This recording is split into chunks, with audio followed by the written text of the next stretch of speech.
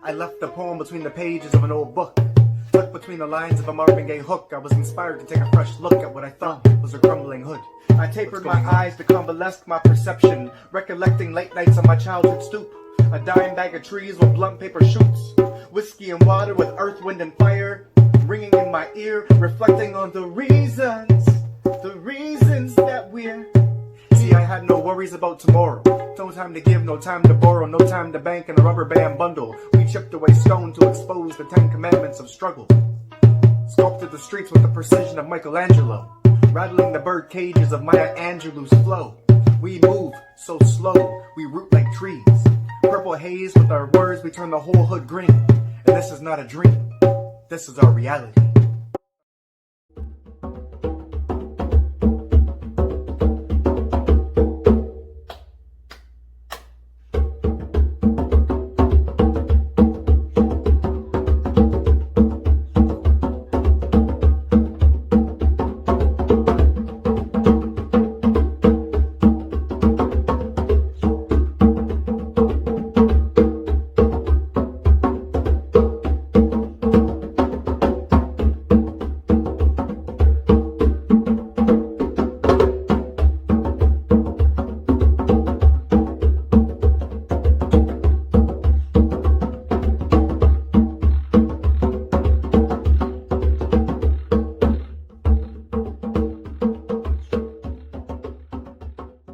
Well, good evening, everyone. Mayor Drew Dilkens here. Welcome to Poetry at the Manor. Now, this is the 8th installment of this annual event, and like many traditions, it's a bit different this year due to the pandemic. Since the onset of COVID-19 in our community, our Poets Laureate have been responding to the crisis through poetry. They have used their words to capture what our community is feeling and experiencing collectively. They do this to record and to share our stories. I've posted many of their works on my own social media pages. I've also written 2 poems of my own about the way that this pandemic has altered our daily lives. Poetry, like all forms of art, has the impact of helping us cope with much of what we all have experienced this year. And tonight, I'm proud to share Poetry at the Manor online as well. On behalf of the City of Windsor, I extend thanks to our current Poet Laureate, Marianne Mulhern, our Poet Laureate Emeritus, Marty Gervais, and our Youth Poet Laureate, Samantha Bedoa. To the 3 of you and to the guest poets and artists joining you virtually this year, welcome to Windsor. Thank you for offering this unique event and for sharing your words.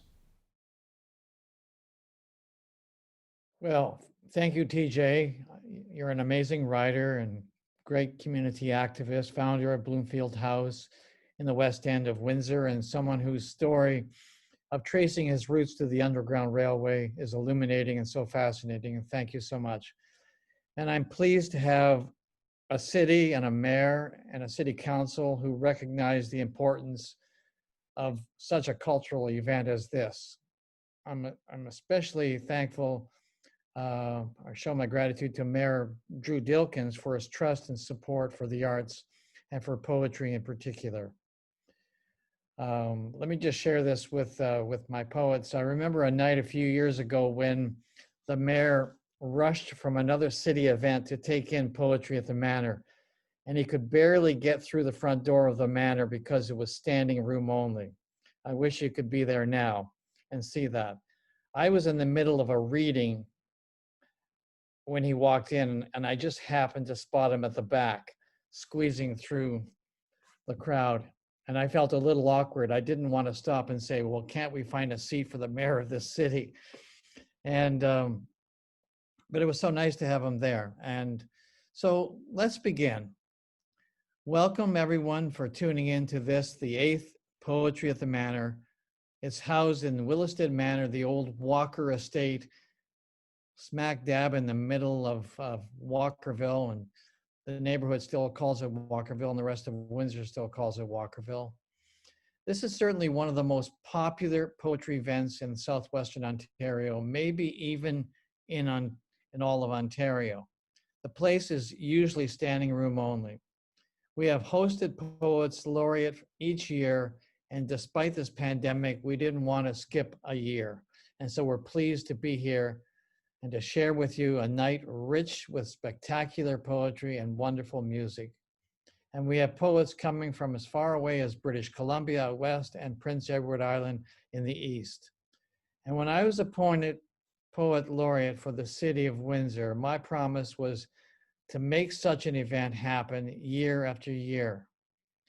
And with the commitment of the city and the commitment of Kathy, Christopher Menard, and the behind the scenes work by my diligent assistant, Alicia LeBay from Black Moss Press, we have been doing just that. To the poets here tonight, I want to welcome you to our community, and I do hope that you go away knowing that this city is rich in talent and has a deep and abiding belief in the magic of storytelling. So we're going to begin tonight's reading with Marianne Mulhern, Windsor's Poet Laureate. Marianne is no stranger to the Windsor stage when it comes to poetry.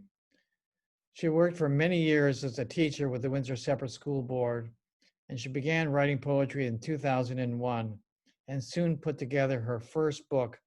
It was called The Red Dress, and it was all about living in a convent. She lived in the convent for 8 years in the 1960s, and that book received national attention. She was interviewed on CBC's radio Tapestry, and she was written about in the Toronto Star, the London Free Press, and the Windsor Star. And this book was followed by another book called Touch the Dead. This was about her life experiences growing up in a cemetery house located at the edge of a cemetery in St. Thomas, Ontario, where her father was a gravedigger and caretaker, and I'm not kidding. Touch the Dead was shortlisted for the Acorn Plantos Award in 2007.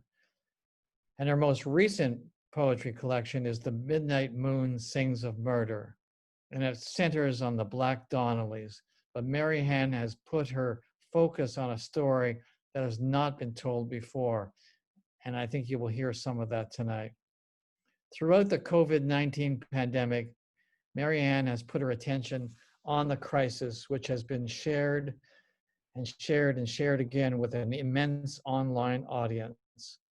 Please welcome my good friend and Windsor's Poet Laureate, Marianne Mulhern. Thanks so much, Marty.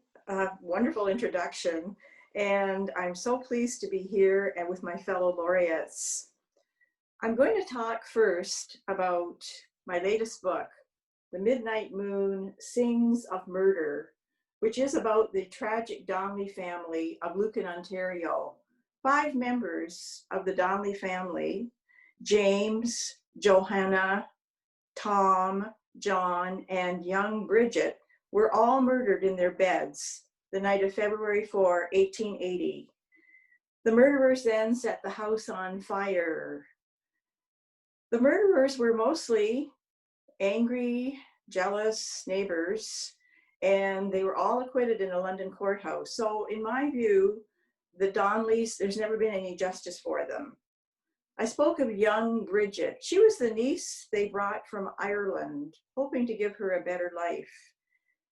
Bridget was also murdered that night, and I have written this book from the point of view of largely of Bridget, and the entire aftermath of the murders is written from the point of view of the ghost of Bridget Donnelly.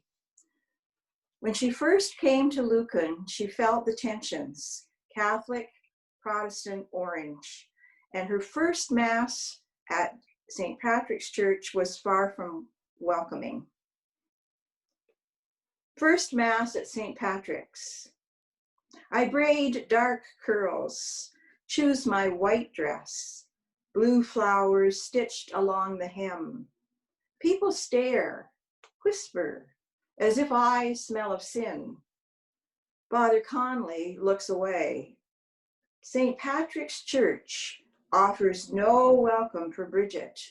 Another Donnelly denied salvation. One kind word, a smile. Ghost of Bridget Donnelly. I am the ghost of Bridget Donnelly, released from flames, ashes of youth. Never a summer bride, veiled in white, a young mother nursing sons. I stay close to my family, land made sacred with blood. And as Marty mentioned, I've been writing some COVID poems during this. And one of them, I got this idea from a Sunday program about ghost lights they have in all theaters after the performances, especially Broadway. Ghost light. In every Broadway theater, a ghost light shines after music, song, and dance fade into midnight hours, and curtains close over silence. In the darkness of COVID, maybe the moon is our ghost light, as she keeps vigil from her pale circle until sunlight brightens our horizon and we dance into the dawn. This next poem, Witness of Ducks, is based on a story that a good friend of mine told me. He was born and raised in Holland, and this story is about his father. Witness of Ducks. Every day, an old man walks to the river, throws handfuls of grain to ducks who gather, wait to be fed, like children at a boarding school, monks in a monastery. People say ducks gathered near his gravesite, kept silence during prayers, as if they knew how to show respect, how to mourn. And I'm going to finish with a little humor. In 1918, there was also a pandemic called the Spanish flu. And the nuns at Hotel Dieu Hospital were almost overwhelmed with the number of patients. At the time, it was believed that whiskey would ease the symptoms. And the nuns gave generous doses of whiskey, and Hiram Walker donated barrels of whiskey. I wish I'd been a patient then. When whiskey works, it is 1918. The Spanish flu spreads across the world. Patients in Windsor crowd rooms and hallways at Hotel Dieu Hospital. Nuns care for them, offer doses of whiskey, the only medicine known to bring relief. Hiram Walker donates barrels of the cure. Thank you very much. Thank you, Marianne. Marianne, I'm going to ask you to come back on in a second. Tell me what this health crisis, this pandemic has meant to you as a poet and this community here in Windsor. As a poet, I've changed a lot. For example, I used to exercise every single day in the high rise where I live. Now I walk by the river. And it's astonishing to me how many ideas come to me from those walks. I have loved writing the poems for the mayor's website. And Christopher has been marvelous in his editing and the photographs that he's helped me with. In terms of the community, Windsor Regional Hospital spent a couple of years fundraising for a digital 3D mammography machine. They asked me to write a poem, and the plan was to have a tremendous reception. That's not going to happen. So somebody came and videotaped the poem the other day, sitting by the river. Hiatus House was going to have their Take Back the Night, and it was going to be at Willistead Park this Friday night. They asked me to write a poem, and again, someone came and videotaped. So it's not the same, and here we are, Poetry Night at the Manor. It's not the same, but I am so grateful that we can get our poems out there, and I just hope people enjoy them. Thank you, Marianne. Thank you. And you are getting those poems out there. I understand they're getting thousands of hits on social media, so this is good. All right. Our next reader, and I'm so pleased to have with us tonight the Montreal-born poet Jason Heroux. He's now the Poet Laureate for the city of Kingston, and Kingston has been Jason's home since he attended Queen's University in 1980, and he's lived there ever since. He holds a Bachelor of Arts degree from Queen's and was the finalist for the prestigious 2016 Relit Poetry Award. His work has been translated into French, Italian, Arabic, and he's also been featured in several anthologies, including Breathing Fire #2, Canada's New Poets and Best Canadian Poetry in English 2008, 2011, and 2016. He's the author of 4 books of poetry, Memoirs of an Alias, Emergency Hallelujah, Natural Capital, and Hard Work Cheering Up Sad Machines. His most recent book is the novel Amusement Park of Constant Sorrow from Mansfield Press. Please welcome Jason Heroux. Thank you, Marty. I'm very happy to be here and very happy to be there wherever you guys are watching this as well. It's nice to see everyone on this panel, and thank you for participating. I'll be reading a few poems, starting with some poems from my collection, Natural Capital. We're not your shoes anymore. We're not your shoes anymore. Understand, those days are gone. I'm not exactly sure what we are, but we don't walk, we don't run. Is that clear? Look, you'll never put another foot inside us. Sure, we still have laces. Who doesn't? But you'll never knot us. Never. Now on. Understand, things have changed. It's your turn to hang dangling from the overhead power lines. Marianne had mentioned the Hotel du Hospital in one of her poems that she just read, and we have a Hotel du Hospital in Kingston as well. I'll read that poem now. Hotel du Hospital Cafe. We couldn't tell if it was a hospital or a coffee shop. All the linen tablecloths were stained with blood, coffee, and dried up tears. The waitress was dressed like a nurse. She brought us 2 cappuccinos and said we didn't have long to live. A short poem called Help Wanted. An abandoned store, every window smashed, a faded Help Wanted sign still taped to the door. A crushed can, 2 rats, and I all applied for the job. One of the rats got it. Tired world, sleep well. I'll read a few poems from my most recent poetry collection, Hard Work Cheering Up Sad Machines. The word yield has a couple of different definitions. It means to give way to demands or pressure, but it also means to produce or provide. And in this poem, I try to reconcile those 2 different definitions to reflect on how we can give way and grow at the same time. Yield.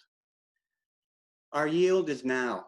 This moment is what will eventually become of us. Our only harvest is the one we're gathering. Water is drawn by the one with the well. Whoever has lungs will breathe in and out. The one with the horse will ride into town. Everything is nothing but horns honking at death and numbers attacking numbers. Apricot jam stuck on the table knife. Everything is nothing but almonds divided by almonds, and grass blades savoring our shadow champagne. A car without wheels crawling through mud. Why does everyone seek refuge elsewhere? Whoever has the orange will peel the skin. Whoever has a thread will feed the needle. The one with enough footsteps will walk to the store. Our only harvest is the one we're gathering. This moment is what will eventually become of us. Our yield is now.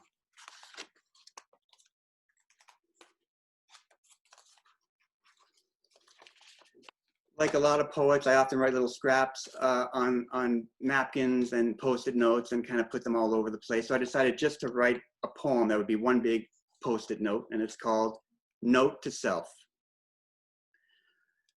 Please remember to water the glass before drinking from it. Otherwise, it will die. Tell me which came first, the chicken or the chicken wing? I'm not sure why everything is where it is, but deep down, I believe my tuna casserole is your tuna casserole. Plus, I believe all the cobwebs in my house are homemade. Note to self, I have at least one body. I feel some bones inside it. Sometimes I wonder where dead people come from, and then I remember. And I'll probably just finish with the title poem from his collection, Hard Work Cheering Up Sad Machines.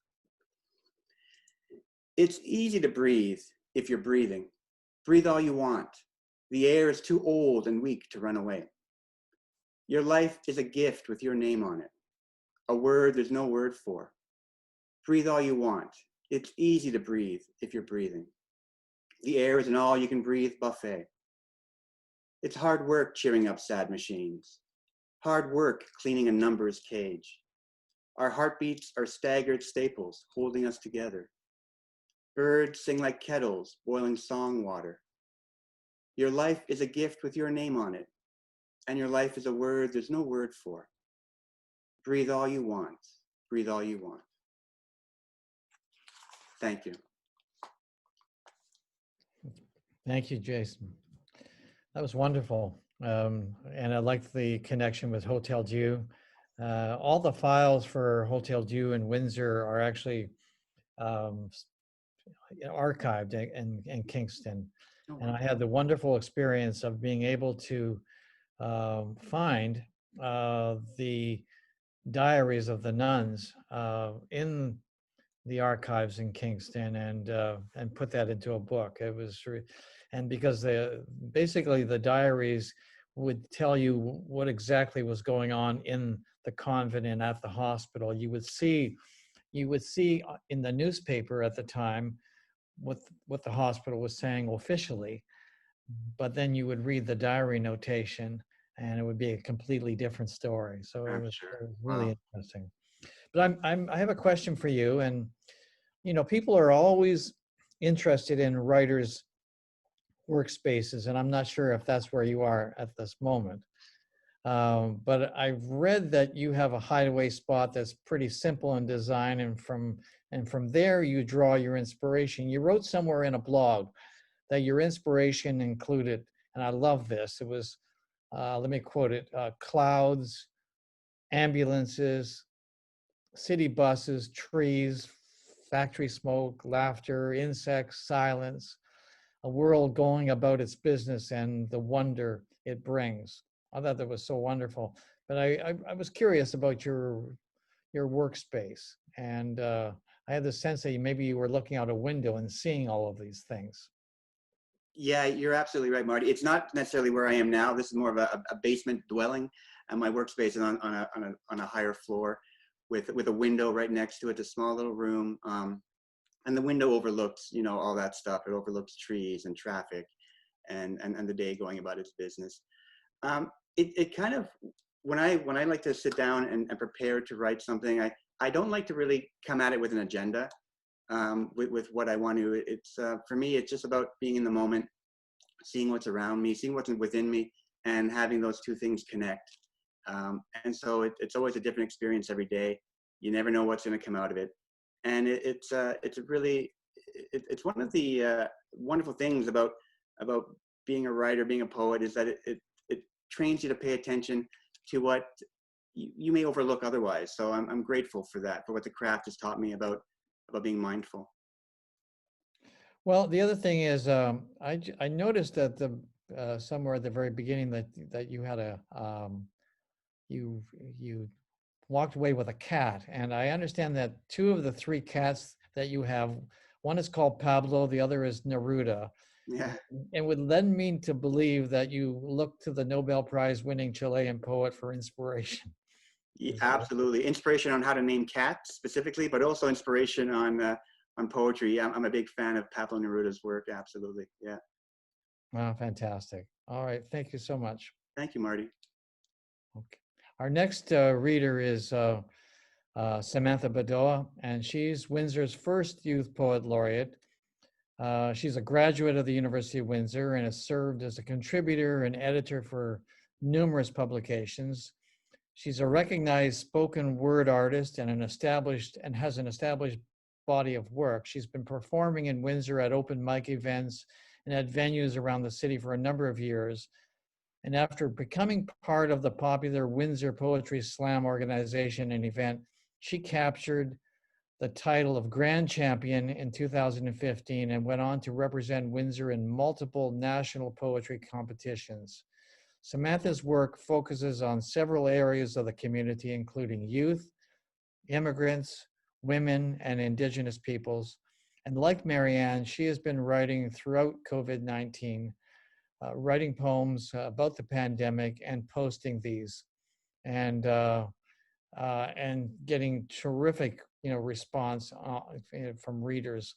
And I would like you to welcome Samantha Bedoa. Hi, everyone. Thank you, Marty. I just want to say right at the top that it is so amazing to be able to be a part of this event and share my poems virtually. Poetry at the Manor is always such a wonderful event, not only because Willistead is beautiful, but because it's one of the few times that you get to walk into a room and be shoulder to shoulder for a poetry event as opposed to a sporting event or a movie or something like that. So it's really great to be able to see that sense of community.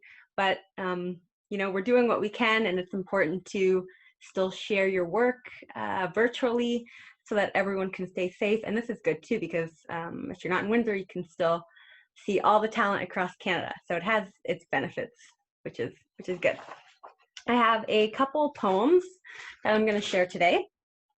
My first poem was really inspired because during COVID, I've been thinking a lot about the idea of displacement and what does it mean to be displaced, physically and emotionally and spiritually, and how do you reconcile displacement within yourself, but also displacement maybe in your cultural background, and how that kind of connects to a diaspora, which I've been trying to learn more about since I am Middle Eastern, and that's a big part of our history, but not only my history, but all immigrants' history. And this is such an important topic to dive into, especially in Windsor, because we are so culturally diverse. So my first poem is called Children of the Diaspora. I have family in every corner of the world. Our handprints embedded in red earth from one side to the other. My lineage lives in the heat of the desert. Sings through sandstorms, have made their home in sub-zero temperatures, have learned to dance along icy roads and swim through oceans to see one another. Every stamp on our passports, every new address, just a more palatable way to say that we fled, to make sure those who have tried to consume us must travel with us, must run with us, heels bloody, lungs aching. We are children of the diaspora. Writing history in languages our grandmothers cannot understand, tilling soil, planting seeds they've never seen. When we speak of the forbidden fruit, we are speaking of that which their tongues have not ever tasted, that which they have only ever dreamed for us. We are children of the diaspora. We have learned to travel without shoes, learned to remove calluses from our parents' feet, learned to quiet all the unrest within ourselves. We make synonyms from abridged alphabets, make new words from two worlds, question everything. What is wanderlust? Romantic notions of traveling are for those who forget what it means to flee, but we are children of the diaspora. We never forget. So that's that one. My next poem is similar in tone. I like to write about my mother and being an immigrant and kind of what it means, what the concept of a home means, which is an issue that's come into focus a lot recently because we have to stay at home. And so we kind of delve into these parts of ourselves that maybe sometimes we haven't examined. So yeah, this poem is kind of about that, and it's called Love Letter. I have inscribed a love letter into every inch of my skin. This human shell contains enough words to fill volumes, but it is not enough. So I tell my blood to sing, and we sing the same lullabies from memory that you did when I was a child. Lullabies in two language are twice as sweet. Mom, mother, Emma, every movement of my flesh is a serenade to you, and I cannot sit still. I started dancing for you even before I could walk, growing dizzy in the loop of a dance with a history my mind could not comprehend. You taught me that dapka is more about the clasping of hands than the movement of feet. This dance is the closest I have come to your hometown. I buy a plane ticket every year, and every year you tell me it is too dangerous to go back home. On the nights we are both homesick, you for a place you left behind, me for a place I have never seen. You empty your pockets of the gathered up stars you snatched from your hometown before you left. Plaster them across my ceiling so that every night I am able to fall asleep in the light of a sky I would not have seen otherwise. And in this way, we are both able to wish upon a star the way we did when we were younger, when wishes could be granted by stars, when home was just a place, just a word that everyone understood. Thank you all. All right. Thank you, Samantha. I'd like to know a little bit more about, or I'd like you to talk a little bit about Poetry Slam and how you came to be involved in that genre. Sure. I really kind of stumbled upon it accidentally. My roommate came in one day and just said, "Hey, check out this YouTube video." And I think that's how a lot of people kind of stumble upon spoken word and slam. And for me, it was an instant spark. The second I saw that video, I just said, "Oh, I have to be involved with this." And luckily, the next month there was actually a slam going on in Windsor. It was the second one ever to be performed in Windsor. So I kind of gained the courage, dragged a friend along with me, went to a slam, and never really left. So yeah, there's just something about it that speaks to me immensely. And yeah, I really like to perform, as you can probably tell. So the stage kind of was always a very natural place for me. What was it like going on the international stage and doing that? Were you nervous? Oh, I was very nervous. I feel like every time I get on stage, I'm nervous, but it's always such a welcoming community. And also, it really opens your eyes to the just immense, raw, unfiltered talent that that we have in Canada, and not only in Windsor, but just in the most random places you never would think of. You just see the most talent. So it's really eye-opening in that way, and it's also just fun. Poetry should be fun. Poetry should, you should have a good time.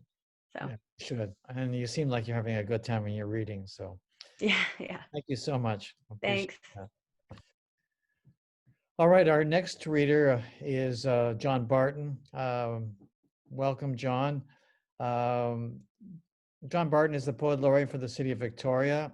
And although he has lived most of his life on the West Coast, he was born in Edmonton and went to school in Calgary, studied at universities mostly out west, but also studied poetry at Columbia University in New York, and has had such giants in literature mentoring to him as Gary Geddes, Eli Mandel, Robin Skelton, Daniel Halpern, and Joseph Brodsky. And I'd love to hear more about Joseph Brodsky at some point. Wonderful poet from Russia, and one of my favorites. John's poems and prose have appeared in over 50 anthologies and 75 magazines across Canada and in Australia, China, India, Romania, the United Kingdom, and the United States. His newest collection, Lost Family, a memoir, is his 12th collection of poems, and it's a book of sonnets. And it's so nice to have you here on the program, John. Welcome.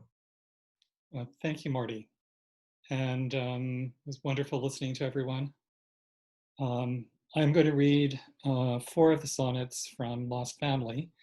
And actually my books just arrived 5 minutes before this started, so I haven't even opened the box.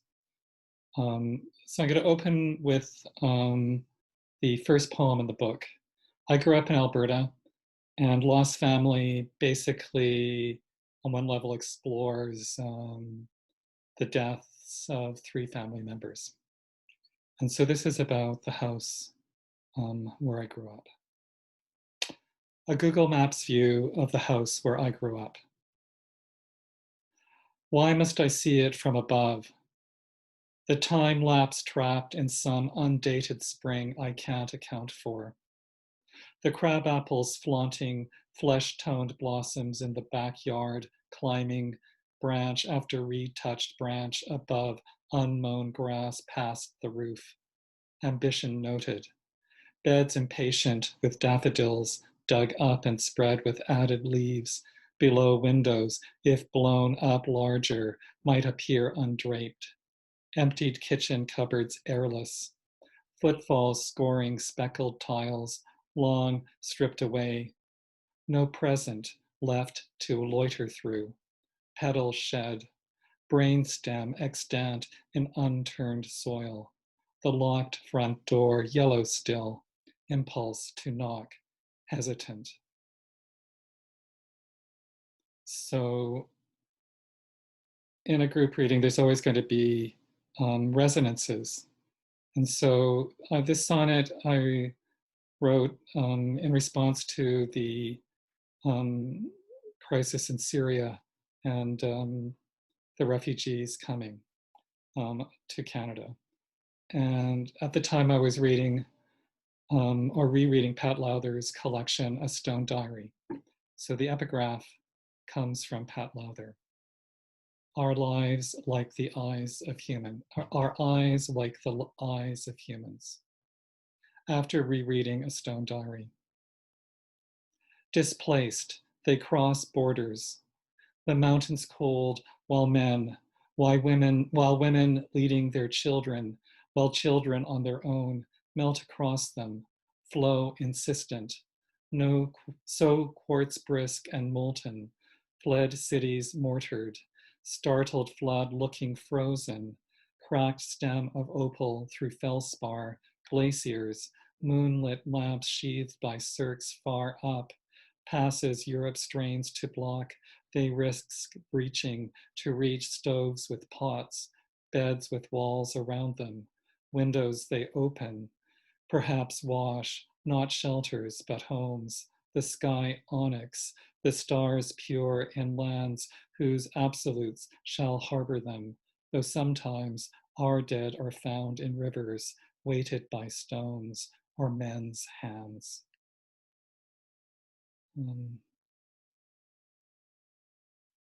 A big impulse for the book was the death of my older sister 6 years ago. And I stumbled upon a news article that said Tchaikovsky found his inspiration for the Nutcracker after his own sister died.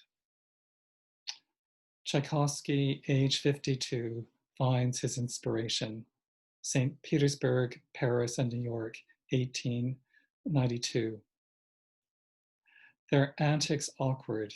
He consents to score mouse soldiers, candies flouncing, ropes of hoarfrost enthralling forests of pine, a nutcracker too tight-lipped to voice the stunted prince within, the entr'acte lackluster, lead orbs drooping off the bow, sputtering candles shunning flame, few snowflakes waltzing, some cloying waif named Marie or Clara, too slow-limbed to pirouette or soar, till flu fells his sister, her vanished pulse restringing blown snow, crystallizing, cor anglais, celesta, timpani, and harp, the witless, whittled prince unshelled a man, making steps for her, no horn abandoned. And the last poem I'm going to read is a response to James Baldwin's 1956 novel, Giovanni's Room, which is a pillar of queer letters. And it's about, from the point of view of a young man who stays up all night grieving and feeling guilty about his lover who's about to be executed in Paris. Giovanni's Room. Bookstores took its name in many cities and pubs in others, as did side street clubs where men send drinks to men, sought sex, found drugs, some in dark backrooms, since the pitiless shelters it limbs defined, the cold off-track sanctum scorn found to avoid itself in, walls and bulbs naked, undraped windows dim, as though self-hate waxed to hide the air shaft. What we paged our lost way through, the squalor his words blew open, a door to sunlight and cafes near the Seine, to the matchless Rive Droite, housemen's thoroughfares claimed as ours, outside the law, Baldwin's cigarette lit, drafting from guillotined shame, a chrysalis. So thank you. Wow, great work. Got a good quick question for you, and that is, when you approach this work, and this is part of the memoir that you put together. Well, first of all, congratulations on the new book and it arriving. I mean, let me quickly ask you about that.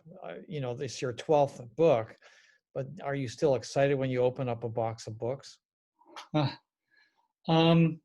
Yes, I also find it a little frightening because it's like Pandora's box. You don't know what is going to happen next. Right.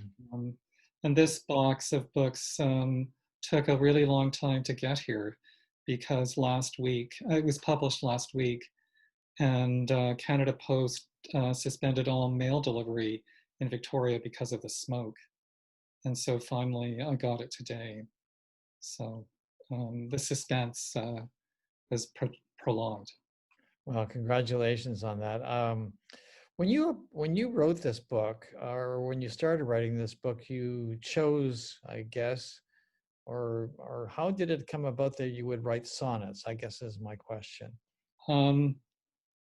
Okay, so in 2016, when I was still the editor of the Malahat Review at the University of Victoria, we held a spring colloquium called Wordslaw, and I brought Molly Peacock to Victoria to give a lecture on the relationship between poetry and creative nonfiction. And as part of the terms of the deal with the university, I had to arrange for her to go into classes. So I took her into a second year poetry class, not knowing at all what she was going to be discussing. And it turns out she was explaining to these second year students the rudiments of writing a sonnet. And there was a half-hour period in which to write one, and I had to borrow a pen and some paper, and I wrote a sonnet in half an hour, and I was dumbfounded. And so I wrote another one, and then another one. And then at around 80, I was talking to someone, 80 sonnets, and said, there's 140 syllables in a sonnet. And they suggested I write 140. So I ended up writing 366 sonnets. And the book is about 130 sonnets, I think. And there's tremendous freedom when you have such a big number to aim for. You write about anything, and because you want to reach your goal. And so I felt tremendous liberation. Great, fantastic. Well, thanks so much for being on the stage. And you and I go back a little bit because about a year ago, we were both on stage with poets laureate from across the country in Ottawa at the National Library. That's right, with Jason and as well. That was great. And Julie, and with Julie. Well, listen, thanks so much for being part of this. Our next reader is Julie Pellissier Lush. And she's the current poet laureate for Prince Edward Island. She's an actress, a best-selling author of My Mi'kmaq Mother, recipient of the Queen's Jubilee Medal in 2013, the Meritorious Service Medal recipient in 2017, and the Senator's 150th Medal in April 2019. She grew up in Eastern Canada, but also spent a number of years in Winnipeg, Manitoba before coming back to the East Coast. She writes, she acts, she does photography to preserve the history and culture of Mi'kmaq for future generations. Julie wrote the poems for the play Mi'kmaq Legends in 2010, and they have been performed for the last 8 years on many different stages in the Atlantic region. It is her hope that this play will someday travel all over Canada. Julie lives in Prince Edward Island with her husband, Rick, her 5 children, and her granddaughter, Mia. And it's great to have Julie join us on this countrywide poetry reading. Welcome, Julie. Thank you so much. I am so honored and blessed to be a part of this amazing group. As I look around, used to be you say you look around the room, but as I look around all the squares and I see your happy faces, and I'm so blessed to be a part of this group. And I think my first challenge was to find the words that I wanted to express tonight, to be able to share what was in my heart in a good way. And I think what I wanted to do was to start with a poem that I wrote. I was asked to write a poem for a group of people who were fighting for more recognition of climate change action here in Canada. And when I seen what they were doing and I seen the passion that they had, I said, you deserve a poem that will inspire you. And so I called this one The Prayer for the Earth Changers.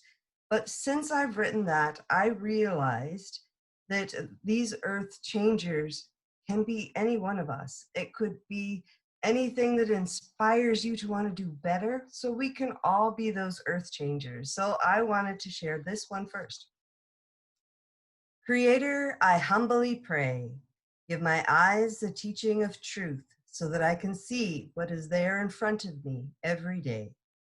Give my legs the teaching of humility so I know when to stand up and when to sit down. Give my mind the teaching of wisdom so I know with clarity what is right and what is wrong. Give my ears the teaching of honesty so I can hear the truth even when it's hard. Give my soul the teaching of courage so I can be brave and be who I really am, which includes fighting for what I believe in. Give my heart the teaching of love so I will always have a reason to stand up for what is right.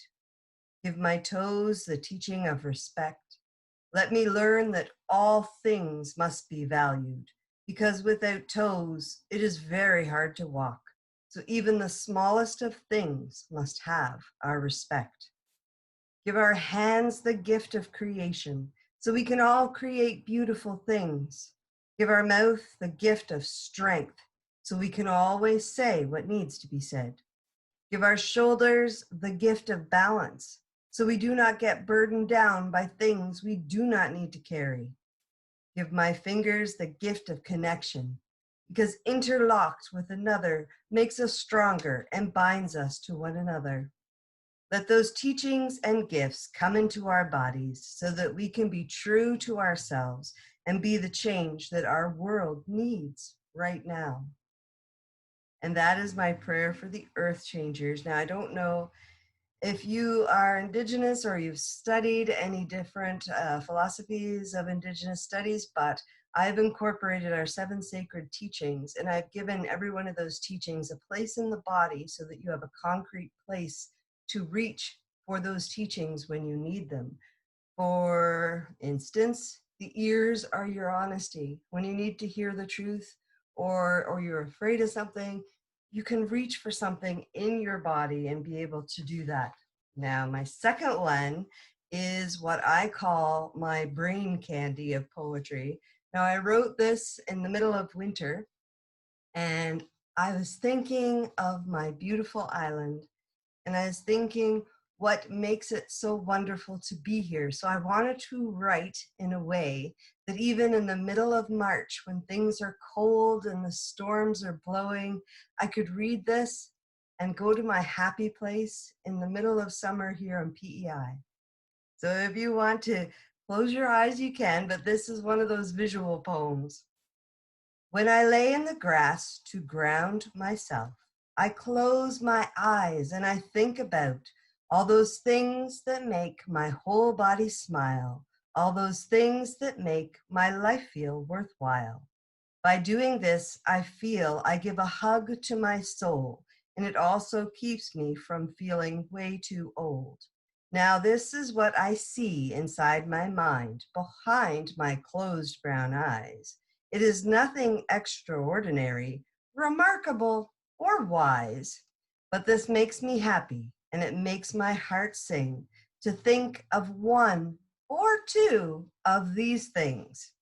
When I look up at the blue sky, and it makes me feel like I'm in a globe, drinking my coffee to the sound of the ocean in my bathrobe, walking on a sandy beach and finding the perfect shell, coming back from a long vacation and seeing the home where I dwell. Full plump apples on the trees ready for me to pick, getting ready for a long hike and finding the perfect walking stick. Seeing the children's happy faces after the best birthday party, cleaning the house up after and finding an unopened box of Smarties. Bonfires in the back of my house at night with ghost stories that makes the kids squeal with delight, and little yellow butterflies that come to say hello, and little red foxes that run around to and fro. The drive-in on a warm and cloudless night, a feast of bright red lobsters is always a sight. Starfish that you can find when the tide goes way out low, red cliffs, sandpipers, and pretty sea glass all in a row. Now I open my eyes and I smell the red earth all around. I smile and I chuckle without making a sound. This is my moment to give thanks to the Creator for another summer that I will look back when it's done in wonder. Make time for yourself today and go outside and play. Enjoy the sun, the world, and all of its glory, and maybe make your own adventure story. Because summer will go by so very fast. Wishing and hoping just won't make it last. Oh, happy summer. Oh, happy days. I wish that you were here to stay. Oh, those things that make my whole body smile. All those things that make my life feel worthwhile. Now that is my ode to summer. We're here on PEI. Now I have one last one. Now I wrote this one a few years ago. We were going for a rally and I really wanted to think of some different Indigenous issues because I hadn't really touched on that and I wanted to really quick. So I wrote this one, Why We Take a Stand. As First Nations people all over this land, what things make us act and take a strong stand? Is it lack of education, poverty, or abuse? Is it programs created that we can never use? Put in isolation away from urban places. House next to house, we're running out of spaces. This can be where relationships get stressed and sad. People get angry and they start acting bad. Some take drugs or drink booze to take away the pain, looking for their pride when it's gone and only the hurt remains. Useless fighting where blood is spilt. Sometimes people are even killed. Loved ones are always left to grieve. Only a few go away and a few ever leave. Women hurt badly by familiar faces, having to still hang out in those same exact places, pretending that the pain isn't really there, bruises hidden under the clothes that they wear. Why is there this pain for this generation? The elders are hurt with all this information. What can they do to help heal these wounds? Can we find the answers locked in an empty room? The government comes to consult over and over and over. What an insult. Taking the words down and then they go away. But what happens to those words? I really don't know. Nothing is ever done. The troubles never end. But we can always smile and try to pretend. Who can save us from these complicated things? Give us solutions to give us back our wings. The government with their policies, the elders with their ability to see, the little children who need things to change, the people who are damaged and they're acting all strange. Is it with each and every community member spending an hour or two just being together? I wish I had the answers. I wish I had an idea how to help all these people in isolation regenerate with love and not degradation. What these problems can't take away, it's for our hearts and the others to respect what we pay. We share what we have, no matter how many. We'll always give to those who have any. These problems are not new, they're just mountains for us to climb. We need some answers now so we can fix it this time. Communities are who we are all across this land, isolated and lost sometimes, but that's why we take a stand. That's great. Thanks, Julie. Thank you. I have a question for you.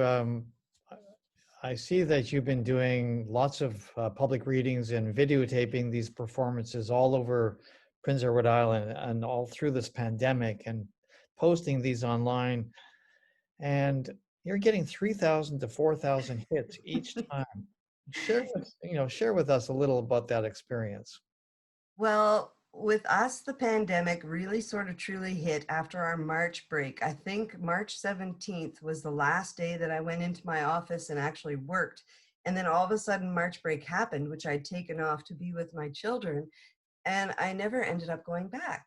And after about a week and a half of struggling with the day-to-day that I've really sort of lost touch with the getting up, and I have all these children in the house, and some wake up at 10 and want breakfast, some wake up at 11 and want breakfast, some wake up at 12. And it just seemed I was cooking, doing dishes, cleaning, and doing all those things so much that I sort of lost who I was and where I saw myself. And then I thought one day, I'm going to post a song online. I'm going to get my hand drum. I'm just going to do a song. And next thing you know, I had like about 1,200 views just from that one song. And then I thought, well, I'm going to do this again tomorrow. So then I got on the next day and I said, and this is day 2 of our COVID entertainment for you. And then next thing you know, it was day 3 and day 4 and day 5. And every day it would be a poem, a story, a song, an idea. And then about probably in June, when things started to open up a little bit, we were able to go outside to places where we knew there wouldn't be very many people. And we were able to go out and explore PEI with brand new eyes, having been locked up for so many weeks, and celebrate these places with different poems and different songs and different stories. And before you knew it, Marty, I had 100 posts. And it didn't seem, I thought I should really stop it there because I wanted to try to do something different, and things were getting back. I was going back to work the next week, and my life had to sort of revert back to the pre-COVID times where you had to get up in the morning. I couldn't be sitting there brainstorming over these amazing ideas that I wanted to do each night, and had to sort of get back into the new normal that we have. I mean, when we went back, it ended up being a bit staggered because we have so many people in our office. But other than that, it was getting back into a routine. And I think that if anything does end up happening, I do want to be prepared to have something to share, because as much as I think it helped me to stay true to myself during this time and to be able to promote literature, poetry, storytelling, to be able to do all those things, even though we were confined, I found that the more I did it, the more people I had watching it, because I think they looked forward to having something new every day to think about or to concentrate on. Like, where's Julie going today? What is she going to share? What is she going to talk about? And some would email me and say, oh, you got to share this story today. And it became interactive. And honestly, I think as much as we got all those views, it really helped me get through that time period as well, because you do end up getting stagnant when you don't see the end of the tunnel. And I think I just did that as a way that, you know, I might get to 1,000 and I'll still be at home, but I'm still doing something. I'm still active. I'm still a part of this community, and I'm still engaging, because honestly, the term of poet laureate only lasts so long. And I thought, how could this happen during my term? Because this is my opportunity to be able to share my thoughts and my ideas. I said, and then I just said, you got to turn it around. And you got to look at the problem in a different way and say, you know what? Now is the time to do it this way. Maybe you're going to reach a younger audience, or maybe you're going to reach an audience that doesn't go out as much, and this is their entertainment. This is where they come to find their art, their music. And I've heard so many times and by so many people that it was art that got them through COVID. It was the books that they read on their nightstands. It was the songs that they got to listen to on the radio. It was art that got people through it. And I honestly, truly believe it did. Well, thank you so much. It's, I think it's true. I mean, this is why we're doing Poetry in the Manor. This is why, I mean, we had to make a decision whether to actually do it virtually, and I didn't want to. I didn't want this to not take place. I wanted it to go on, and that's why we're here. So thank you so much. So I get my turn to read, and I'm just going to read one poem, and it's about COVID-19, and it's a poem that was posted on the city website. It's called "Dancing Trees in Ojibwe," and it's about walking in the woods at Ojibwe Park, which is on the outskirts of Windsor. It's a lovely natural park. And at the very beginning of the pandemic, I spent a lot of time there alone, walking a little like Wordsworth, perhaps, you know, marveling at the look of those trees and the way they tilt and sway and move with the wind. The poem is called "Dancing Trees in Ojibwe," and it's for my grandchildren.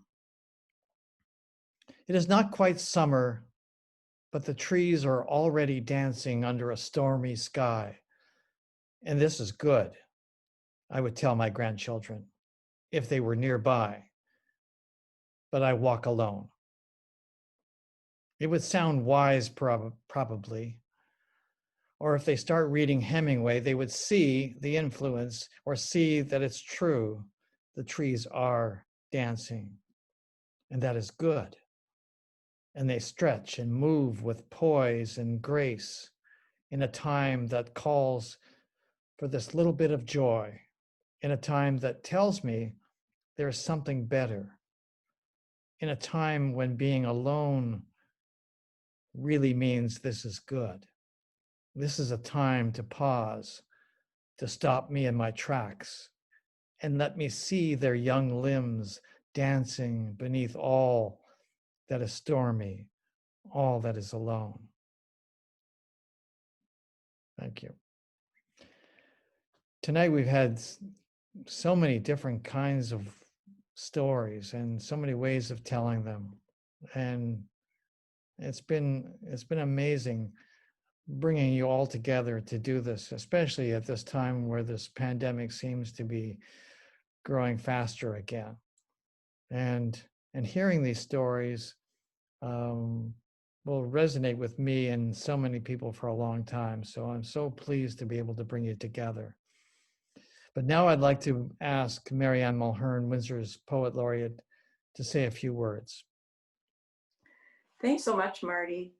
This poetry tonight has given me so much joy. It's just wondrous to hear these talented people. And I think that you bring joy to everyone in Canada. I want to thank Jason Heroux from Kingston. I've been to Kingston. It's a wonderful place, Jason. John Barton from Victoria. I've been there too. I love the West Coast and the East Coast too. And Julie Pellissier-Lush. Julie, I've been to PEI. I love PEI. I love the spirit of the people, and you have that. You have that in spades. And I want to thank my fellow laureates, Marty Gervais, Poet Laureate Emeritus. Marty, this was his brainchild, Poetry Night at the Manor 8 years ago. And this has been such a successful highlight of each year. And some communities have actually taken up the idea, and it's just marvelous. And if only I could meet you in person, everyone, if only I could. Samantha Bedoa, our youth laureate, who brings us all so much joy and so much to think about. I also want to thank Alicia Laba, who is my technical support tonight. And this has been a wonderful, wonderful evening. And thank you so, so much. Thank you, Marianne. And we're going to conclude this evening with hearing a few words from our city partners, and then we'll have a cello performance by Nadine Deleury, a great friend and a truly wonderful musician. Nadine is a cellist who landed in our midst in 1983 when she joined the Michigan Opera Theater and was a principal cellist there. And I know Nadine because the two of us have worked on a chamber opera project called Pat and Amelia, about Pat Stern, a prominent photographer, and Amelia Kunderi, an opera soprano who eventually performed with Metropolitan Opera. Both Nadine and I were friends with Pat Stern, who incidentally was a contemporary of Joseph Karsh. And the opera was performed by Nadine and others in 2015 and in 2018, at which time additional music was added to the production. And now, before we hear Nadine, may I ask all of the poets, Marianne, Jason, Samantha, John, and Julie, to bid all of you adieu and maybe wave goodbye. Thank you.